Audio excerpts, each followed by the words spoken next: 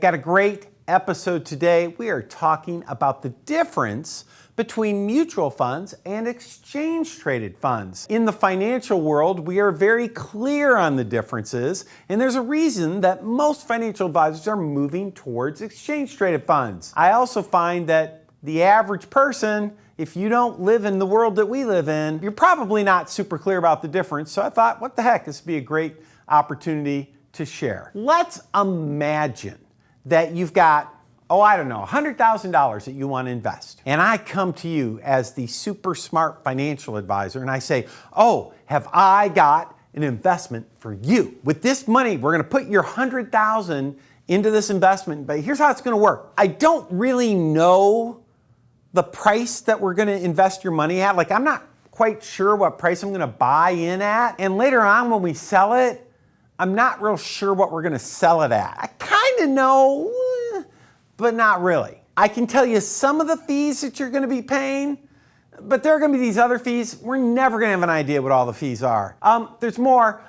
We're not real sure exactly how the money's going to be invested. Like, we kind of know, but we're not real, we don't really know. We're just kind of guessing. What is wrong with you? I would never put money in something like that. Well, most people wouldn't when it's described that way. But what did I just describe? I just described your average mutual fund. When you decide to invest in a mutual fund, you don't know what price you're going to invest at. You get the price at the end of the day. There's no transparency for fees or investments. Yeah, they give you a prospectus. They say these are kind of the fees that we know we're going to charge you, but there are a number of fees that they don't know what are going to be, like trading expenses and other fees that happen internally, and you never know what those are going to be. Same with investments. You get like a biannual report. Twice a year they give you a report and they say, hey, here's everything that we hold. By the time you get that report, half that stuff's already gone. You never know exactly what you hold. Hey, do I own Microsoft or not?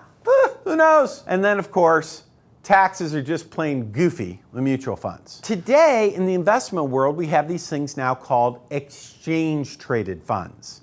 And quite frankly, they're a lot like mutual funds 2.0. What exchange-traded funds essentially do is to take all the good stuff with mutual funds. Hey, with a mutual fund, I can be diversified without a lot of money. I can deposit regularly and I don't have to have a ton of money to deposit in, and so on. So it takes all the benefits of mutual funds. It also essentially eliminates the bad stuff. So with an exchange-traded fund, let's start with the first one. You know exactly the price you buy and sell at. Exchange-traded funds are sold throughout the day. So you can buy in at a certain price, you can get out at a certain price. You know the price you're investing, you know the price you sell at, which is what we would call normal. Full transparency with these ETFs. You know exactly what you pay. And normally the price is pretty darn small. You know exactly what you own in an ETF or an exchange-traded fund. ETF is what they call them, at all times. Mutual fund, I don't know for sure what I own. I only think I kind of know what I own. But in ETF, you definitely know what you own. Taxes. ETFs, generally speaking, not always, generally speaking, are very tax efficient. They work exactly the way you would expect. It's like, I buy in, and if I've got dividends or interest each year, I just kind of pay on that dividends and interest. But capital gains, when you pay those later on when you choose to sell. If it's in an IRA or Roth IRA or something, obviously those tax rules apply, but they're much cleaner from a tax perspective. So mutual funds, kind of old school, like horse and carriage stuff.